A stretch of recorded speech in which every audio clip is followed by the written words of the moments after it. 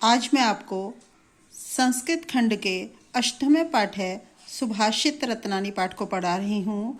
सुभाषित रत्नानी यानी सुंदर वाणी रूपी रत्न। तो आइए शुरू करते हैं सुंदर वाणी रूपी रत्नों को। ध्यान से सुनिए। भाषासु मुख्य मधुरा दिव्य गिरवाण भारती तस्य ही मधुरम काव्यम तस्मादपि सुभाषितम।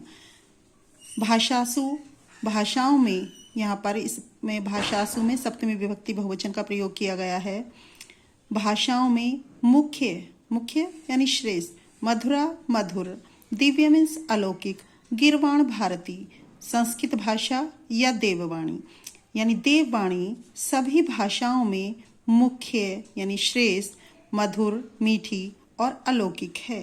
तस्या ही मधुरम काव्यम, और उस संस्कृत भाषा का जो काव्य है वो मधुर है। तस्मादपि सुभाषितम, और उस काव्य में भी सुभाषितम यानी सुंदर वचन श्रेष्ठ हैं। तो आइए दूसरा श्लोक देखते हैं। सुखार्थी ने कुतो विद्या, कुतो विद्यार्थी ने सुखम, सुखार्थी वा त्यजेत विद्या, विद्यार्थी वा त्यजेत सुखम। सुखार्थी ने कुतो विद्या, सुख चाहने वाले को, कुतो मीन्स कहाँ, विद्या विद्या यानी सुख चाहने वाले को विद्या कहाँ। कुतो विद्यार्थी ने सुखम, और विद्या चाहने वाले को सुख कहाँ। सुखार्थी वा त्यजेत विद्या, सुख चाहने वाले को त्यजेत त्याग देनी चाहिए विद्या, यानी जो सुख चाहता है उसे विद्या त्याग देनी चाहिए। विद्यार्थी वा त्यजेत सुखम, और विद्या चाहने वाले को क्या त्याग देना चाहिए, सुख त्याग देना चाहिए। विद्या चाहने वाले को सुख त्याग देना चाहिए। तो इसमें बताया है कि सुख चाहने वाले को विद्या कहाँ और विद्या चाहने वाले को सुख कहाँ। सुख चाहने वाले को विद्या त्याग देनी चाहिए और विद्यार्थी को यानी विद्या चाहने वाले को सुख त्याग देना चाहिए। नेक्स्ट, जल बिंदु निपातेन क्रमशः पूर्यते घटः सा हेतु सर्व विद्यानां धर्मस्य च धनस्य च। जल बिंदु निपातेन, जल की बूंदे गिरने से, क्रमशः लगातार, पूर्यते घटः, पूर्यते मीन्स भर जाता है, घटा मीन्स घड़ा। लगातार जल की बूंदे गिरने से घड़ा भर जाता है। स हेतु सर्व विद्यानाम धर्मस्य च धनस्य च। सा इसी प्रकार, स हेतु ऐसे ही कारण है किसका, सभी विद्याओं का और धर्म का और धन का। यानी जिस प्रकार एक एक बूंद करने से घड़ा भर जाता है, ठीक उसी प्रकार से सभी विद्याओं का संचय करने से हम बहुत सारा ज्ञान प्राप्त कर लेते हैं, और थोड़ा थोड़ा धन इकट्ठा करने से भी बहुत अधिक मात्रा में धन इकट्ठा हो जाता है। इसी प्रकार धर्म का भी संचय हो जाता है। तो ये कारण है। अगला श्लोक देखिए। काव्य शास्त्र विनोदेन कालो गच्छति धीमताम व्यसनेन च मूर्खणाम निद्रया कलहीन वा। धीमताम, धीमताम मीन्स बुद्धिमान लोग, बुद्धिमान लोगों का, कालो मीन्स समय, गच्छति मीन्स जाता है, कहे में काव्य शास्त्र विनोदेन, काव्य शास्त्र की चर्चा, चर्चा में या वार्तालाप में। जो बुद्धिमान लोग होते हैं उनका समय काव्य शास्त्र की चर्चा में व्यतीत होता है। व्यसनीन च मूर्खणाम निद्रया कलहीन वा, और जो मूर्ख लोग होते हैं वो अपना समय काहे में व्यतीत करते हैं, व्यसनीन बुरे कार्यों में, निद्रया नींद में, कलहीन वा अथवा लड़ाई झगड़ों में। तो एक बार फिर से देखिए।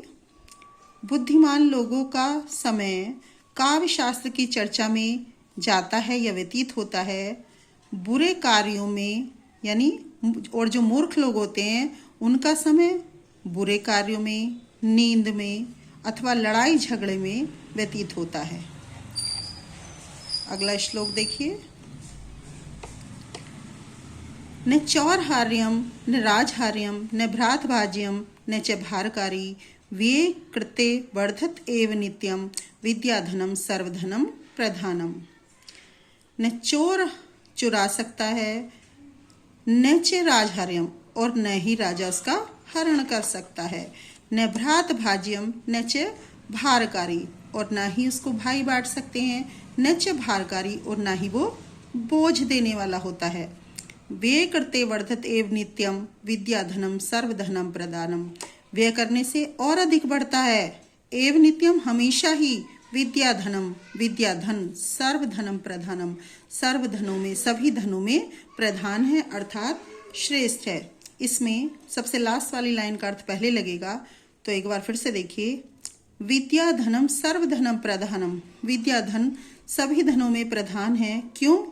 क्योंकि न चोर हार्यम, चोर उसे चुरा नहीं सकता है, न च राजहार्यम, राजा उसका हरण नहीं कर सकता है, न च भ्रातवाज्यम, और भाई उसे बांट नहीं सकते हैं, न च भारकारी, और ना ही वो बोझ देने वाला है। वे करते वर्धत एव नित्यम, व्यय करने से वो और अधिक बढ़ता, एव नित्यम हमेशा ही, व्यय करने से यानी खर्च करने से वह नित्य ही बढ़ता है। इसलिए विद्या धन सभी धनों में श्रेष्ठ है। आगे देखिए। परोक्षे कार्य हंतारम प्रत्यक्ष प्रियवादिनम वर्जिए तादृशम मित्रम विश्वकुंभम पयोमुखम। परोक्षे पीछे, कार्य हंतारम वर्जिए को नष्ट करने वाले या कार्य को नुकसान पहुंचाने वाले, प्रत्यक्ष से सामने, प्रियवादिनम प्रिय बोलने वाले, वर्जिए तादृशम मित्रम त्याग देना चाहिए, तादृशम उस, मित्रम माने मित्र को, विश्वकुंभम विष से भरे हुए घड़े, कैसा घड़ा? जिसके मुख पर अमृत लगा हुआ है।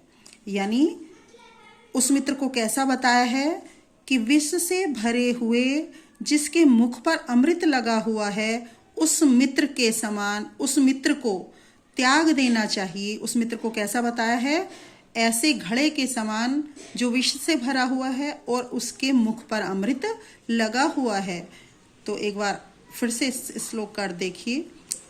परोक्ष कार्य हंतारम, पीछे कार्य को नष्ट करने वाले या नुकसान पहुंचाने वाले, और सामने प्रिय बोलने वाले, मीठा बोलने वाले मित्र को उस घड़े के समान त्याग देना चाहिए जो घड़ा विष से भरा हुआ है और उसके मुख पर अमृत लगा हुआ है। अगला श्लोक देखिए। उदेति सविता ताम्रस्ताम्र एवास्तमेति च संपत्तौ च विपत्तौ च महताम एक रूपता। उदेति यानी उदय होते समय, जब निकलता है, कौन? सविता में सूर्य।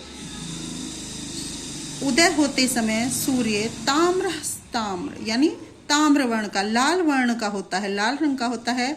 और अस्त होते समय यानी जब वो अस्त होता है तब भी ताम्र वर्ण का ही होता है, लाल वर्ण का ही होता है। संपत्तो च विपत्तो च, संपत्ति और विपत्ति में यानी सुख और दुख में महताम एक रूपता, जो महान पुरुष होते हैं वो एक समान ही होते हैं, एक रूप ही होते हैं। अगला श्लोक देखिए। विद्या विवादाय धनम मदाय शक्ति परेशान परिपीडनाय खलस्य साधो विपरीत में तद ज्ञानाय दानाय च रक्षणाय। एक एक शब्द का अर्थ देखेंगे हम पहले, फिर पूरे श्लोक का एक साथ देखेंगे। विद्या विवाद के लिए, धन मद के लिए, शक्ति ही परेशान, शक्ति परेशान परिपीडनाय, शक्ति दूसरों को परिपीडनाय परेशान करने के लिए, खलस्य किनकी? दुष्ट लोगों की, साधो विपरीत में तद, और जो इसके विपरीत जो सज्जन लोग होते हैं उनकी विद्या ज्ञान के लिए, धन दान के लिए, और शक्ति दूसरों की रक्षा करने के लिए होती है। अगला श्लोक देखिए। सहसा विदधीत न किर्याम अविवेकः परापदाम पदम वृणुते ही विमृश्यकारिणम गुणलुब्धा स्वयमेव संपदः। सहसा मीन्स अचानक या बिना विचार किए, विदधीत करना चाहिए, न मीन्स नहीं, क्रिया मीन्स कार्य को, अचानक बिना सोचे समझे कार्य नहीं करना चाहिए। क्यों? अविवेक परमापदाम पदम, जो अविवेक यानी अज्ञान होता है तो वो परम आपदाओं का कारण होता है या बहुत सारी विपत्तियों का घर होता है। वृणुते मीन्स वर्ण कर लेती है, ही मीन्स क्योंकि, विमृश्य कारिणम सोच समझकर कार्य करने वाले का, कौन, गुण लुब्धा गुणों की लोभी, स्वयमेव स्वयं ही, संपदा मीन्स लक्ष्मी। इस प्रकार जाने इसका अर्थ, क्योंकि लक्ष्मी गुणों की लोभी, कैसी, गुणों की लोभी लक्ष्मी स्वयं ही सोच समझकर कार्य करने वाले का वर्ण कर लेती है, इसलिए कोई भी कार्य सोच समझकर ही करना चाहिए। अगला श्लोक देखिए। वज्रादपि कठोराणि मृदूनि कुसुमादपि लोकोत्तराणाम चेतांसी को न विज्ञातुमर्हति। वज्र से भी कठोर और कुसुमादपि मृदूनि, पुष्प से भी अधिक कोमल, लोकोत्तराणाम, लोकोत्तराणाम लोक से उत्तर यानी लोक से ऊपर, कौन, अलौकिक, अलौकिक महापुरुषों के, चेतांसी चित्त को, कौन विज्ञातुमर्हति कोई नहीं जान सकता या कौन जान सकता है, अर्थात कोई नहीं, यानी अलौकिक महापुरुषों के चित्त को कौन जान सकता है, अर्थात कोई नहीं। कैसे चित्त को, जो वज्र से भी अधिक कठोर होता है, समय पड़ने पर वज्र से भी अधिक कठोर होता है और पुष्प से भी अधिक कोमल होता है, ऐसे अलौकिक लोगों के, अलौकिक महापुरुषों के चित्त को जानने में कौन समर्थ है, अर्थात कोई नहीं।